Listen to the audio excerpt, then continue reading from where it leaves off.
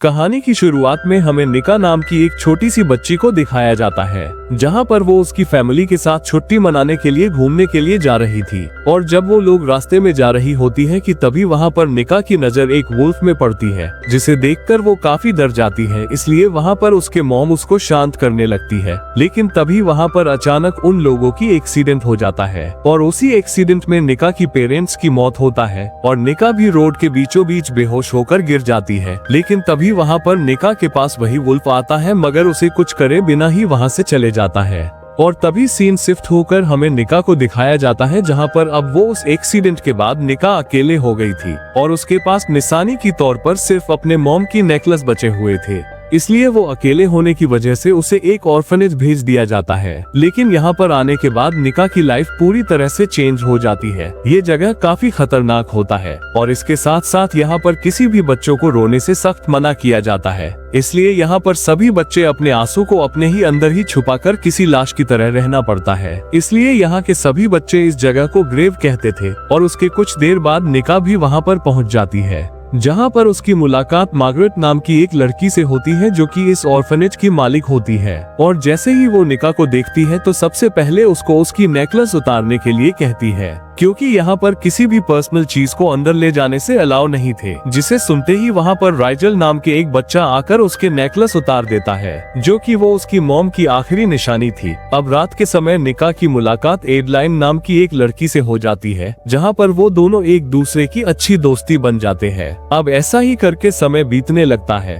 और तभी scene shift होकर हमें उन दोनों को दिखाया जाता है, जहाँ पर अब वो दोनों काफी बड़ा हो चुके थे। और फिर एक दिन वहाँ पर एना और उसके पति आकर निका को अडॉप्ट कर लेता है, जिसे देखकर निका काफी खुश हो जाती है, क्योंकि उसने इतने सालों तक यहाँ पर बड़ी मुश्किल से गुजारी थी और उसका सपना था कि वो इस कैद की दुनिया से आजाद होकर एक नई जिंदगी शुरू करे। इसलिए आज उसका ये सपना पूरा हो रहे थे, इसलिए वो खुश होकर उस कपल के साथ जाने लगती है। मगर तभी वहाँ पर उन लोगों को पियानो की आवाज सुनाई देता है, जो कि राइजल ने बजा रहा था। वहाँ पर राइजल के पियानो को सुनकर एना और उसके पति इससे बहुत इम्प्रेस होते हैं। इसलिए वो दोनों राइजल को भी अडॉप्ट करने का फैसला करता है। लेकिन यहाँ पर निका को राइजल बिल्कुल भी पसंद नहीं थी, मगर फिर भी वो उसके साथ जाना पड़ता है। अब कुछ देर बाद वो दोनों अपने नए घर पहुँच जाती है और तभी उन दोनों को पता चलता है कि एना और उसके पति का एक बेटा था और वो काफी अच्छे पियानो भी बजाते थे। लेकिन कुछ समय पहले उसकी मौत हो गई थी और यही वजह थी कि वो दोनों राइजल से अट्रैक्ट हुआ।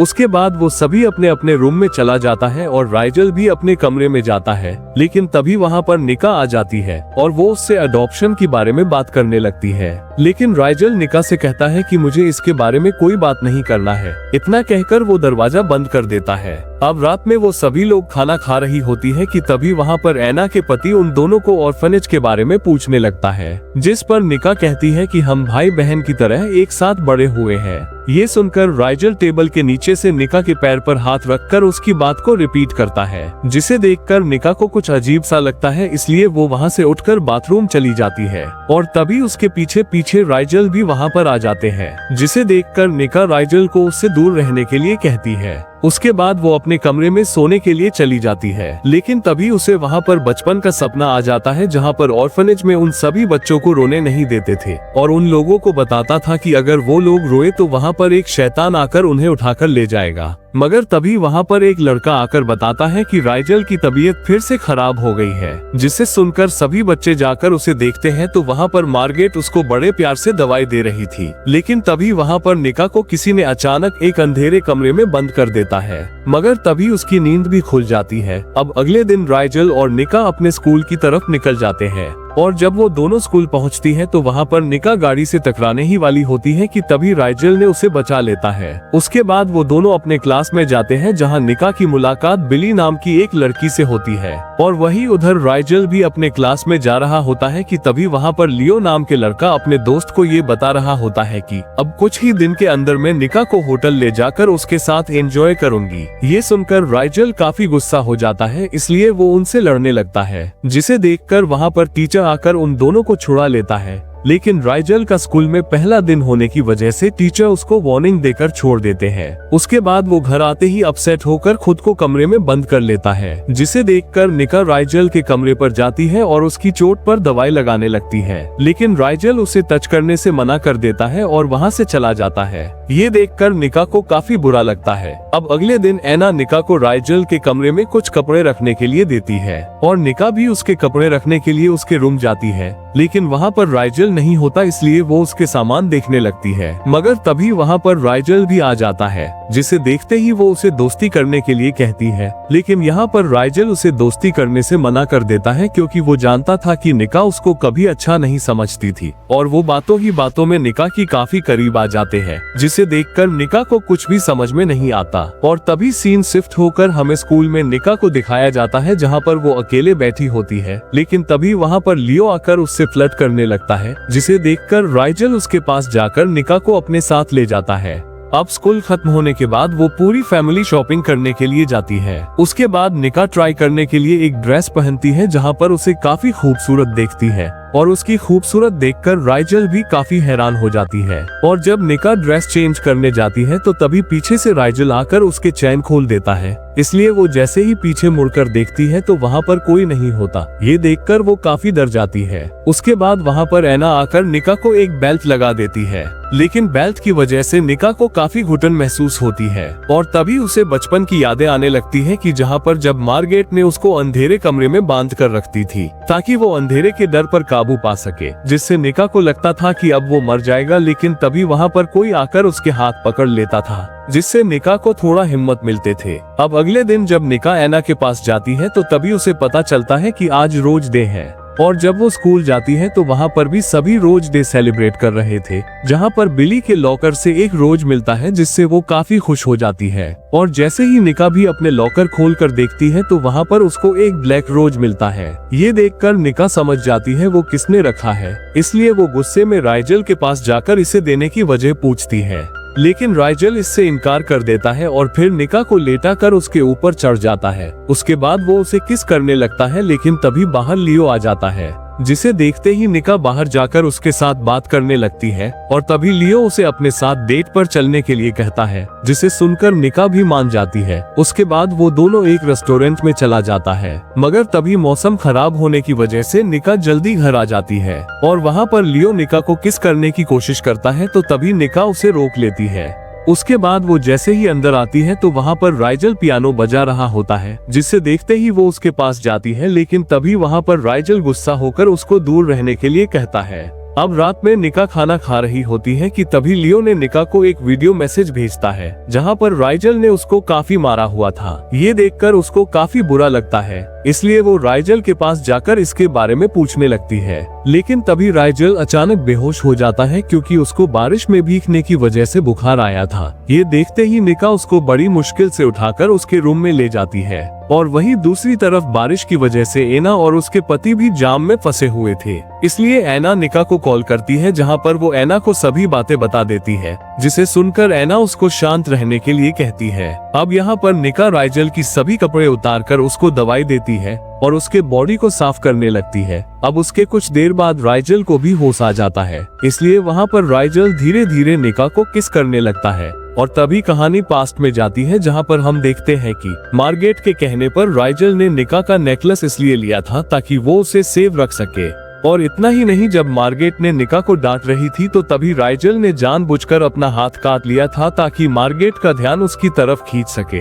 क्योंकि वो उससे प्यार करने लगे थे। और ये सभी बातें एडलाइन को पता चल चुका था, लेकिन राइजल ने ये बात निका को बताने से मना कर लिया था। अब कहानी प्रेजेंट में आता है, जहाँ पर वो दोनों एक साथ सो रहा होता है, लेकिन तभी वहाँ पर एना की आवाज आ जाता है, जिसे सुनते ही निका जल्दी से उठकर वहाँ से जाने की कोशिश करती है, लेकिन तभी राइजल ने उसको पकड़कर किस करने लगता है, मगर फिर भी निका उठकर अपने रूम में चली जाती है और वो दोनों स्ट्रेंजर्स की तरह बिहेव करने लगते हैं। और फिर एक दिन निका मिक्की के घर जाती है, जहाँ पर वो उसकी घर देखकर काफी हैरान हो जाती है, क्योंकि वो अमीर थी और उसके घर भी काफी बड़ा था। अब अगले दिन जब निका मार्केट में होती है तो तभी वहाँ पर लियो आ जाता है और वो उससे बात करने के लिए कोशिश करता है, लेकिन वहाँ पर निका उससे बात करने से इग्नोर कर देती है, जिससे देखकर लियो को काफी गुस्सा आ जाता है, इसलिए वो उसको धक्का देता है, जिससे निका के हाथ से बैग गिर जाता है जिसमें राइजल का बर्थडे गिफ्ट थे, जिसे देखकर निका काफी गुस्सा होकर वहाँ से चली जाती है। और जब वो घर पहुंचती है तो वहाँ पर एना ने राइजल के लिए एक केक लेकर आ जाता है और उसने वहाँ पर अपने बेटे की गर्लफ्रेंड को भी बुलाया था,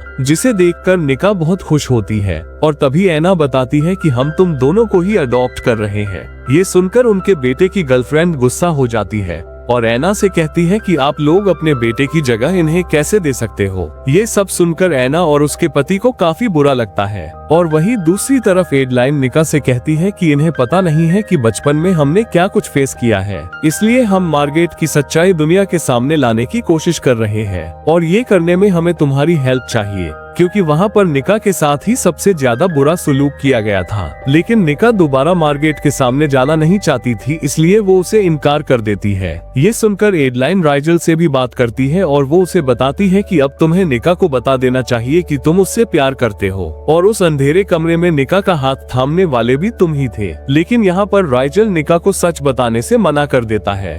अब रात को निका अपने रूम में होती है तो तभी उसे राइजल को पियानो बजाते हुए सुनाई देता है, इसलिए वो वहाँ पर जाकर उसके पास बैठ जाती है, जिसे देखकर राइजल भी धीरे धीरे उसको किस करने लगता है। लेकिन तभी बाहर लियो आकर निका को बुलाने लगता है, जिसे सुनकर निका भी उसके पास जाती है। और तभी वहाँ पर लियो निका से कहता है कि वो उसे काफी प्यार करता है और वो उसके साथ रिलेशन में आना चाहता है, लेकिन निका उसे मना कर देती है। जिसे सुनने के बाद लियो उसे कहता है कि जिस राइजल के लिए तुम मुझसे दूर हो रही हो, ये बात समझ लो कि वो जल्दी तुम्हारा भाई बनने वाला है। ये सुनकर निका उसे कुछ भी नहीं कहती और वो उसे वहाँ से जाने के लिए कहती है। उसके बाद वो जैसे ही अंदर जाती है तो तभी वहाँ पर राइजल उसे कहता है कि मैं तुम्हारे लायक नहीं हूँ और मैं तुम्हें खुशी भी नहीं दे सकता, इसलिए तुमको लियो के साथ ही जाना चाहिए। लेकिन यहाँ निका उसे समझाने लगती है और वो दोनों एक दूसरे के करीब आते हैं। उसके बाद वो दोनों एक दूसरे को किस करने लगता है और वहीं पर इंटीमेट भी हो जाती है।